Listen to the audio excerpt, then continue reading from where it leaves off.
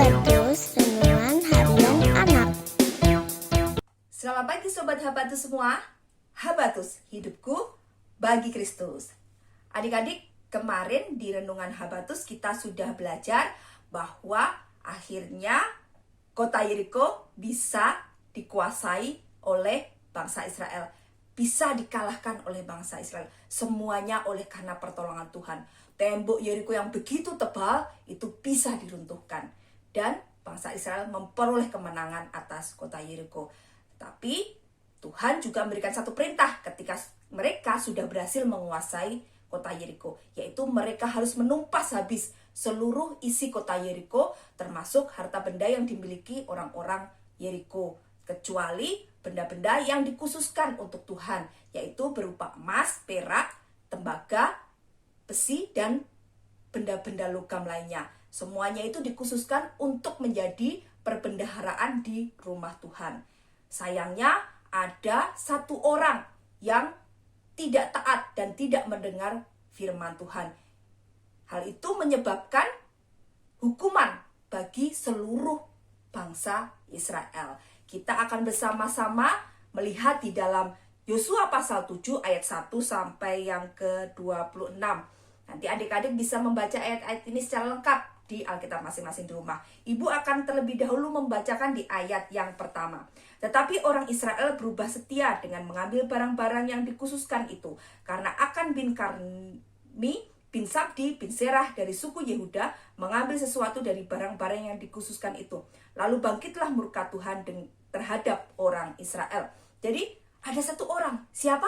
Iya, dia adalah Akan bin Karmi bin Sabdi bin Serah dari suku Yehuda. Dia sudah melanggar perintah Tuhan. Dia mencuri dan mengambil barang-barang yang dikhususkan untuk Tuhan. Disembunyikan di dalam tanah, ya. Tidak ada seorang pun yang tahu, ya. Karena itu ada di kemahnya, ya. Tetapi Tuhan adalah Tuhan yang Maha Tahu. Dia tahu perbuatan setiap manusia, bahkan isi hati manusia pun Tuhan tahu, ya. Nah, oleh karena itu Tuhan memberikan hukuman kepada bangsa Israel. Ketika bangsa Israel menyerang bangsa Ai, bangsa Israel tidak memperoleh kemenangan, tetapi bangsa Israel bisa dikalahkan oleh bangsa Ai. Padahal bangsa Ai bukan bangsa yang besar seperti orang-orang di Yeriko. Nah, adik-adik, Yosua bertanya kepada Tuhan, kenapa Tuhan membiarkan bangsa Israel dikalahkan oleh bangsa Ai? Kenapa Tuhan tidak menyertai bangsa Israel seperti Tuhan menyertai bangsa Israel ketika menyerang kota Yeriko? Dan Tuhan pun memberitahukan kepada Yosua bahwa ada satu orang yang sudah melanggar perintah Tuhan. Kita baca kembali di ayat yang ke-10 dan 11. Lalu berfirmanlah Tuhan kepada Yosua, bangunlah, mengapa engkau sujud demikian? Orang Israel telah berbuat dosa, mereka melanggar perjanjianku yang diperintahkan kepada mereka. Mereka mengambil sesuatu dari barang-barang yang dikhususkan itu, mereka mencurinya, mereka menyembunyikannya, dan mereka menaruhnya di antara barang-barangnya.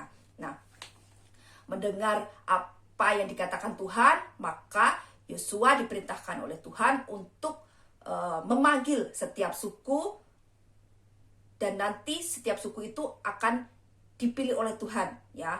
Jadi suku yang terpilih disitulah orang itu ada, ya. Dan ternyata suku Yehuda yang terpilih. Lalu dari suku Yehuda disuruh maju setiap keluarga, ya. Setiap keluarga, perwakilan setiap keluarga disuruh maju. Lalu dipilih lagi oleh Tuhan. Nah, terpilihlah keluarga di mana akan ada di situ, ya. Ketika keluarga yang terpilih itu akhirnya harus maju setiap orang dari keluarga itu di hadapan Tuhan. Lalu Tuhan pun menunjukkan Akan bin Karmi bin Sabdi bin Serah dari suku Yehuda sebagai orang yang sudah melanggar perintah Tuhan, yang sudah mencuri benda-benda yang dikhususkan untuk Tuhan, dan akan mengakui semuanya itu di hadapan Tuhan dan di hadapan seluruh bangsa Israel.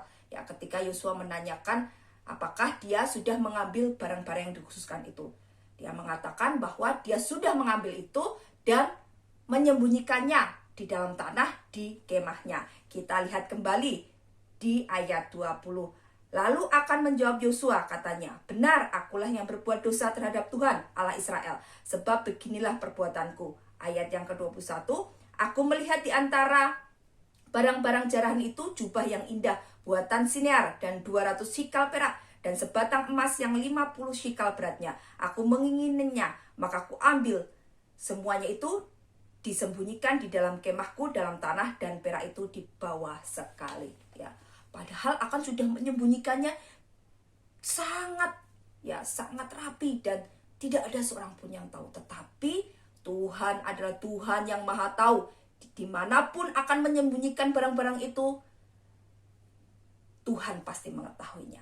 Nah, adik-adik, kita belajar hari ini bahwa apapun yang dilakukan manusia, termasuk apapun yang dipikirkan oleh manusia, yang timbul di dalam hati manusia, Tuhan tahu. Meskipun ya teman-teman kita nggak tahu, bapak ibu kita atau mama kita nggak tahu, atau mungkin bapak ibu guru sekolah minggu tidak tahu, tetapi Tuhan tahu apa yang kita pikirkan, apa yang kita rencanakan di dalam hati, apa yang kita perbuat sembunyi-sembunyi di hadapan orang lain. Ya, Tuhan tahu.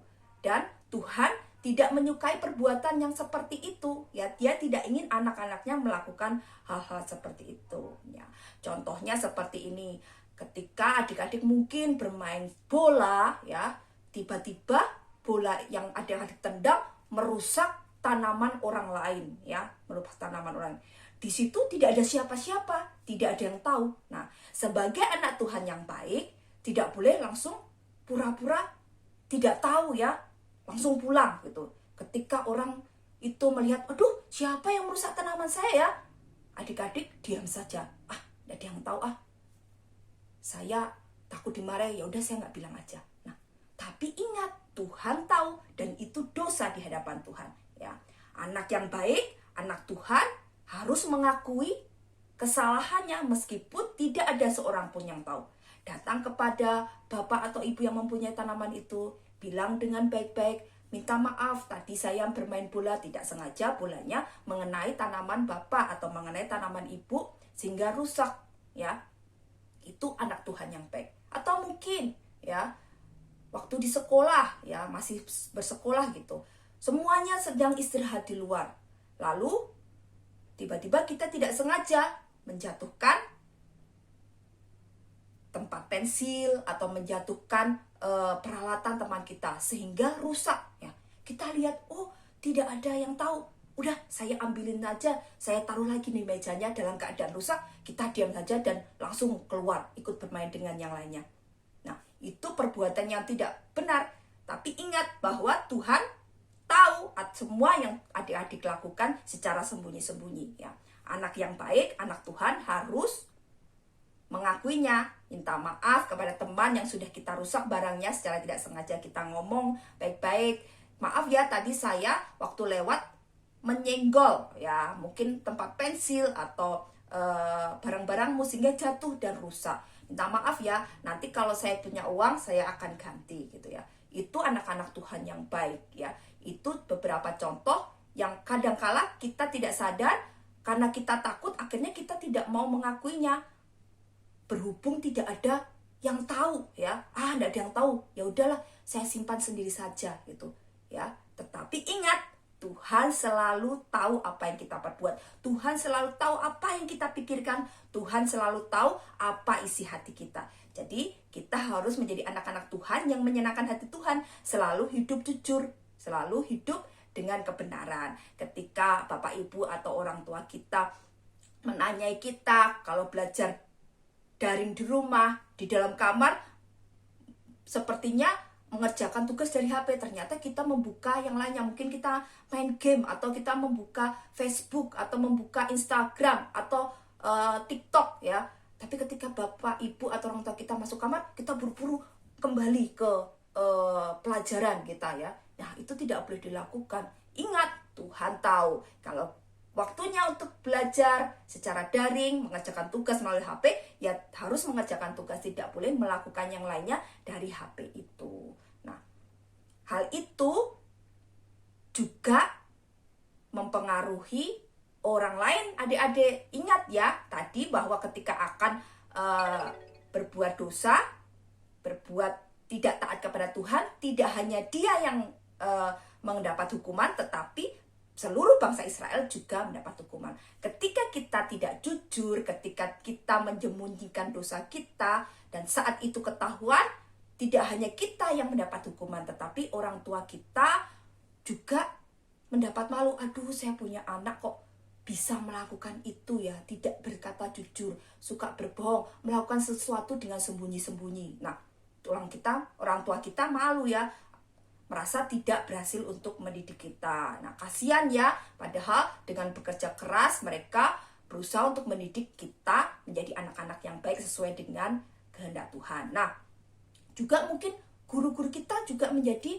sedih, malu, karena apa? Aduh, anak-anak yang saya ajar kenapa kok melakukan itu, padahal saya tidak pernah mengajarkan seperti itu. Nah, ingat adik-adik, apa yang kita lakukan ketika kita berbuat dosa tidak hanya merugikan diri kita, tetapi juga merugikan orang-orang di sekitar kita. Nah, itu yang bisa kita pelajari hari ini. Ingat, sekali lagi ingat, bahwa Tuhan Maha Tahu, tidak ada yang tersembunyi bagi Dia. Jadi kita harus melakukan semuanya sesuai dengan kebenaran firman Tuhan. Kita harus hidup jujur ya, supaya mendatangkan berkat bagi kita, juga mendatangkan berkat bagi orang-orang di sekitar kita, dan lebih lagi menjadi hormat dan kemuliaan bagi nama Tuhan.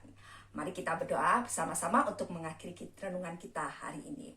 Bapa, terima kasih untuk hari ini kami boleh belajar dari kisah akan bagaimana kami harus hidup taat kepada Engkau. Meskipun orang-orang di sekitar kami tidak tahu apa yang kami lakukan, kami tetap hidup sesuai dengan kebenaran Tuhan. Karena kami tahu bahwa Tuhan adalah Tuhan yang mau tahu setiap apa yang kami lakukan, tahu apa yang ada di dalam pikiran kami, tahu ada yang di dalam hati kami. Supaya kami tetap terus menjaga segala pikiran, hati, dan perilaku kami sesuai dengan kebenaran firman Tuhan, dan kami rindu hidup kami terus boleh menyenangkan Engkau, dan lebih lagi boleh menjadi berkat bagi orang tua kami, bagi teman-teman kami, bagi Bapak Ibu guru kami, dan bagi banyak orang. Terima kasih Tuhan Yesus, kami serahkan sepanjang hari ini. Jikalau kami akan beraktivitas, Tuhan juga akan berkati, menolong kami menjadi anak-anak yang senantiasa hidup di dalam firman Tuhan, menjadi anak-anak yang menyenangkan bagi banyak orang, dan lebih lagi menyenangkan hati Engkau. Terima kasih Tuhan Yesus, ampuni segala dosa dan kesalahan kami. Dalam nama Tuhan Yesus Kristus kami sudah berdoa dan mengucap syukur. Amin. Selamat pagi adik-adik, sampai bertemu di Habatus esok hari. Tuhan Yesus memberkati. Habatus